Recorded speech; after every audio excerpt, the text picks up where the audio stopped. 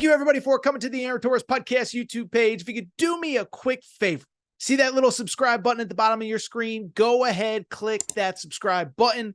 Really does help our channel grow, our audience grow, and I really do appreciate it more than you know. So click that subscribe button. Appreciate your support.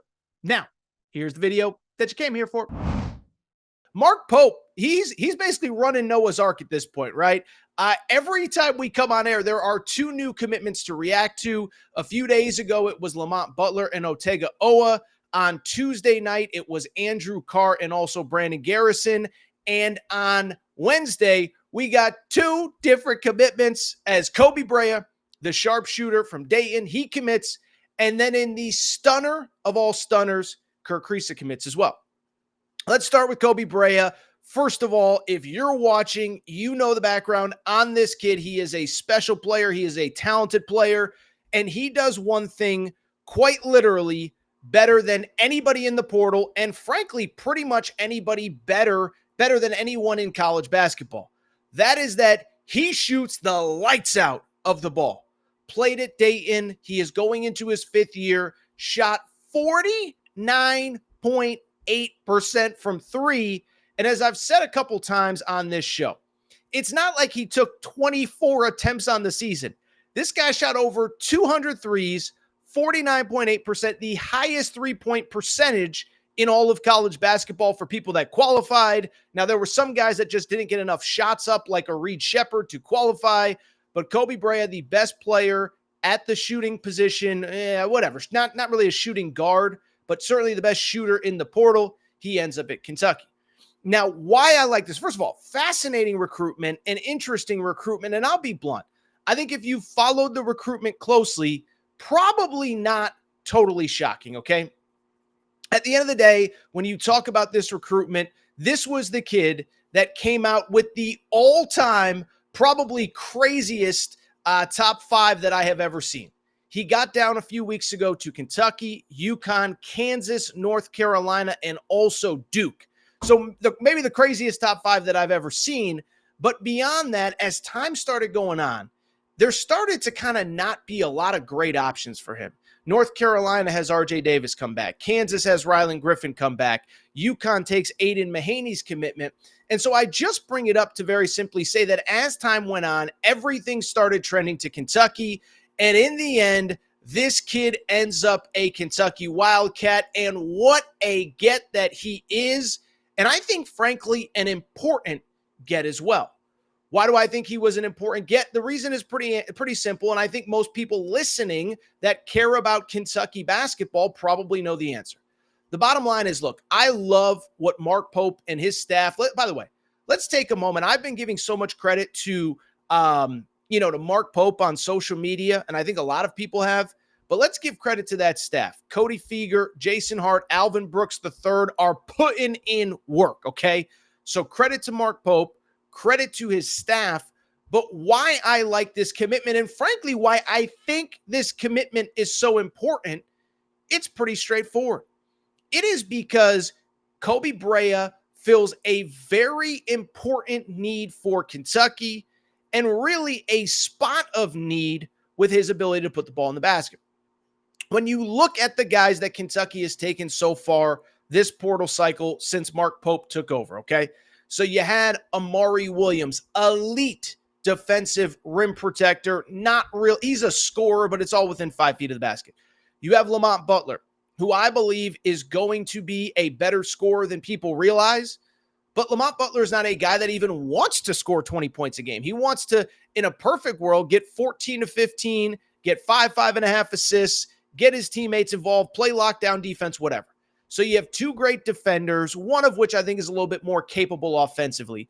But Otega Owa, good scorer. I wouldn't call him an elite bucket getter. Brandon Garrison, the player who committed on Tuesday, I would not call an elite offensive player. I think he may get there someday, but he's certainly not there yet. And so I just bring it up because outside of Andrew Kerr, who I do think is a better scorer than people realize, you just don't probably have enough scoring at this point, and that is what Koby Brea brings. 11 points per game, 49.8% three-point shooting. But in this system, he is going to get buckets. and he is going to score consistently. By the way, worth noting, some of his biggest games for Koby Brea, because I see this a lot. Well, can he do it in the SEC? Well, first of all, let's just put my opinion aside.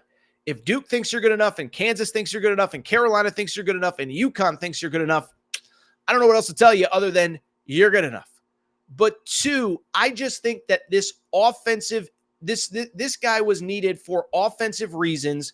And just really, I just think he is a guy that is going to bring so much to Kentucky and be able to step in right away and do it. As I said, fifth-year guy, some of his best games were against Dayton's best competition this past season, a guy that on the season had 15 points in the NCAA tournament against Nevada, 14 points in the NCAA tournament second-round game against Arizona, had several other big games against the best competition. Worth noting, down the stretch, had 21 at St. Louis, 18 against VCU, so really played his best basketball late. Koby Brea comes in, and I think he is a day one starter. You are going to need scoring pop. Listen, it's great. Basketball is a two-end-of-the-court sport. Nobody knows that better than Kentucky fans. But as good as Lamont Butler is, as good as Amari Williams is, you need scoring pop. You need it right away. You need it from a guy that hit 50% of his threes. And so I expect Koby Brea to be an instant impact guy. Going to talk about what he means in the bigger picture and this team in the bigger picture. But before we get to it, we got to get to the other big piece of news from Wednesday morning that, I guess it was Wednesday afternoon in Kentucky, that I don't think anyone saw coming. And that was the commitment of Kriisa, okay? So, we all follow this portal stuff, and we all know, whatever, that Jonas Adu is leaning towards Arkansas, John L. Davis is leaning towards Arkansas, Koby Brea is leaning towards Kentucky, Amari Williams is leaning towards Kentucky, whatever. Fill in the blank. Rylan Griffin's going to go to Kansas eventually, et cetera, et cetera. What I can say is that maybe somebody saw Kriisa coming. Maybe somebody called it out. Maybe somebody had this before everybody else did. I am here to tell you, I did not see this coming. I don't know anyone who saw this coming. And you just talk about a surprise commitment, a little similar to Brandon Garrison, although I think this one is even a little bit more extreme. But credit Kentucky for getting this one done, at least as I can tell, under the cloak of darkness. Nobody saw it coming. So what are you going to get from Kriisa? Because to me, this is the interesting conversation. Well, I think it's interesting because you already have a point guard in Lamont Butler on your roster, okay? And I know what a lot of people are going to say. Lamont Butler's not a point guard. He's better off the ball. He's a defensive player. He can't score. All I can tell you is what I know is he was recruited to be the starting point guard of the University of Kentucky, okay? And so when I look at Kriisa, this was a guy, fascinating story, by the way, began his career at Arizona, was actually recruited by Sean Miller. His first year, there was some weird NCAA stuff. This was back in the day when the NCAA used to have like a very little bit of power, but there was some weird NCAA stuff with Kriisa's freshman year. Sophomore year was really a breakout year under Tommy Lloyd. That first year, they win the Pac-12. They get the number one seed in the NCAA tournament. They end up losing to Houston in the Sweet 16, but he was a really good player. Now, his junior year at Arizona, he struggled, ends up transferring this past year, and probably had maybe his best season, but it wasn't for a very good team. 11 points, 5 assists, 42% three-point shooting. Now, why this is interesting is for a few different reasons. The first one, nobody saw it coming, as I said. Two, you already have a kid who's committed to play point guard, and I still believe Lamont Butler's the guy. Again, you don't have Lamont Butler end up in the portal on Wednesday night and commit on Friday midday after the entire staff flies across country if they have not prioritized you. And so I guess when I look at Kriisa, one of two things is what I see here. One, I do think it's insurance. Lamont Butler is testing the NBA draft waters, so who's to say, there's a possibility. I don't think it's high, but I guess there's a possibility that he never comes to Kentucky. But two, I think you're bringing in Kriisa as a backup. And to me, I actually think that might be his best role. And I'm curious if that is how it was sold to him as a backup by the Kentucky coaching staff. This is a guy, listen, Kerr Kriisa, very good college basketball player, but he's not an NBA player. And so I wonder if the coaching staff said, hey, first of all, we're going to take care of you financially. That's one. But two, your future in the pros is probably overseas, maybe as a sixth man. Come here and learn how to play a role and play a very important role. Now, I would add, if he's coming off the bench, I actually think that's the best version of him because he's not a great defender. I know the three-point shot looked good this year, but he hasn't been a consistent three-point shooter all career, excuse me.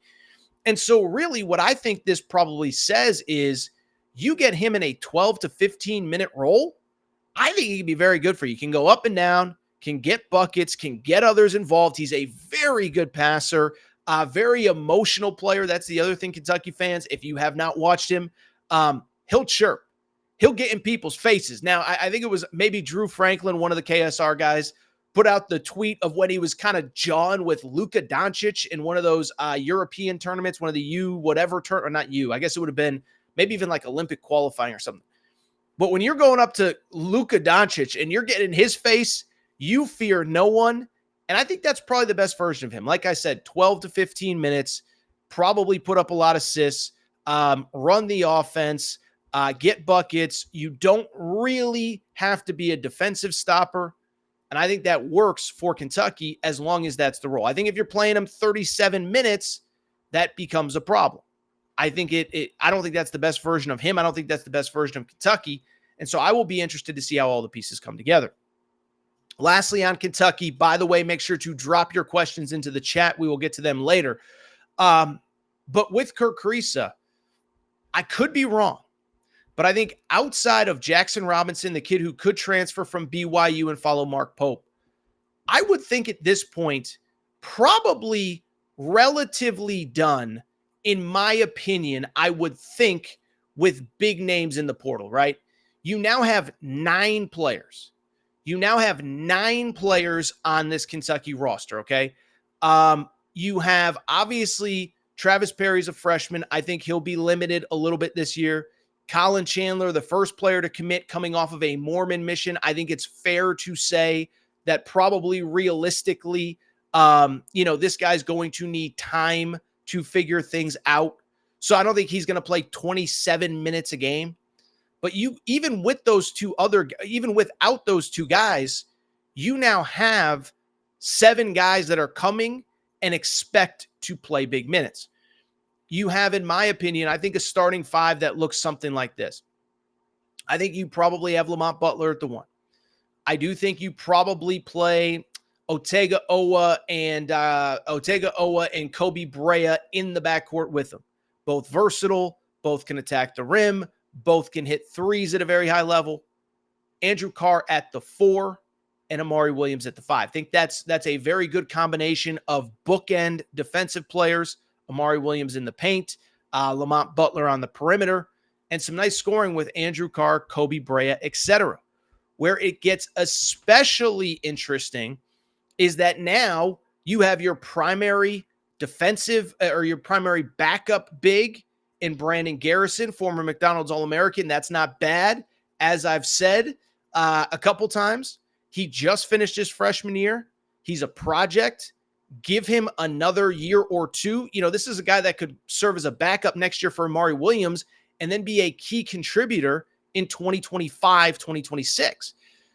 Also, I think Kerr Kriisa is probably your primary backup guard. Again, 15, 18, 20 minutes, get buckets, get out on the fast break, hit open trailers, whatever. And I think you all of a sudden have a very, very, very interesting team. Like I said, I don't think at this point, outside of Jackson Robinson, who did play for Mark Pope, I don't think you're going to see super marquee players because there's just not a lot of spots to go around. Now, maybe a TJ Bamba from Villanova, he would play that 6th, 7th man type role, that secondary guard, although I think he could be a starter. He's a really good player. Maybe Wooga Poplar, who, of course, played at Miami. But to me, that means you're done. 2 quick additional thoughts before we take a quick break, come back and talk John L. Davis. The first one, a couple things stand out. 1, Kentucky fans, you have been telling me and you have been telling anyone who will listen for years that you want to get older in college basketball. And after everything that's happened the last couple of years, I can't blame you. This past year, you have Reed Shepherd, you have Rob Dillingham. They don't show up in the tournament, whatever. Well, I bring it up because people, you certainly got your wish, okay? Let's look at this Kentucky roster really quick before we take a break here. Lamont Butler, fifth-year senior. Amari Williams, fifth-year senior. Andrew Carr, fifth-year senior. Koby Brea, fifth-year senior. Kerr Kriisa, fifth-year senior. Colin Chandler, by the way, a 21-year-old freshman who will be obviously 3 years removed from high school when he gets back from his mission trip this spring. So Kentucky fans, you wanted to get old. You are old. As a matter of fact, you'll be one of the oldest teams in college basketball. And I'll say selfishly, from my perspective, this is kind of good because I know you're going to have scholarships to fill next spring when the portal opens again. Now, I think Mark Pope's going to probably sign 3-ish high school players, probably 1 to 2 elite type players, and then 1 to 2 developmental type players. So it won't be 13 open scholarships like it was this year. But again, selfishly, it's very clear that Kentucky will be an active team in the portal going forward. The other thing, let's go ahead and just give Mark Pope and his staff, as I just said, a little bit of credit. Because again, what was the talking point? What was the sentiment around this guy and this hire when it happened? I still remember. I didn't go live the night that Mark Pope got hired. I'm glad that I didn't. We had just finished a live show when he got hired, and it was chaos on the social media streets, okay? But I bring it up because one of the big complaints, and credit Kentucky fans, everybody calm down. After about 12 hours, you watch some BYU film, you get to learn a little bit about it. But the big question was, can he recruit at this level? Now, to me, obviously, look, you still need elite talent. You still need elite freshmen. I don't think you go with 4 or 5 like you have in the past, but I do think 1 or 2 every year, ideally, is going to be a factor going forward. So we'll see if Mark Pope can close on those guys. Now, my hunch is with the history of Jason Hart and Alvin Brooks III, you're going to be okay. But it just cracks me up because what was the big thing? Well, can he recruit at this level? And it's like, I know what everyone's going to say. Well, they're mid-major guys. They're this, they're that. Let's just take a step back and talk this through, okay? You look at the guys on this roster. Amari Williams, everybody wanted this guy. Chose Kentucky and Mark Pope over Rick Pitino and St. John's. If Rick Pitino wants you, you're pretty good. Lamont Butler, Duke wanted him. Washington and that new coaching staff wanted him. Several Big 12 schools wanted him. I can tell you there are 2 really good Big 12 schools that were hot after Lamont Butler, and basically they ran out of they didn't have enough scholarships. They were hoping he'd enter the portal. He didn't enter the portal. And I'm just bringing it up because there were some big-time programs that were hoping he'd get in, and they filled their spots before he even got in the portal. Koby Brea, wanted by North Carolina, wanted by Duke, wanted by Kansas, wanted by UConn. So credit to Mark Pope. But everyone told me, oh, this guy can't recruit.